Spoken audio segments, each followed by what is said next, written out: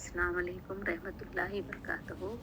ज़मीन और सूरज के दरमियान जब चांद आ जाता है तो सूरज की किरणें सीधी चांद पर पड़ती हैं, जिसकी वजह से चांद का साया ज़मीन पर पड़ता है और हमें सूरज की रोशनी नज़र नहीं आती। उस वक्त सूरज ग्रहण कहते हैं उसको। अगर अमावस को हो तो जब चांद का साया ज़मीन पर पड़ता है तब हमें सूरज पूरा या अधूरा कटा हुआ नज़र आता है। इसी को सूरज ग्रहण कहते हैं। ग्रहण कभी मुकम्मल या अधूरा या कटा हुआ पार्शियल भी हो सकता है। ऐसा जमीन और चांद के मरकज़ों यानी सेंटर पॉइंट के दरमियान 5 डिग्री का झुकाव होने की वजह से होता है।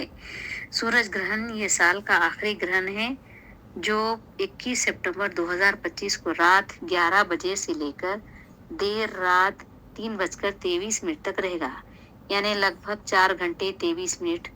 ये ग्रहण अमावस की रात को लगने वाला है, जो हिंदुस्तान में नजर नहीं आएगा। इस ग्रहण का असर जानवरों पर भी होगा।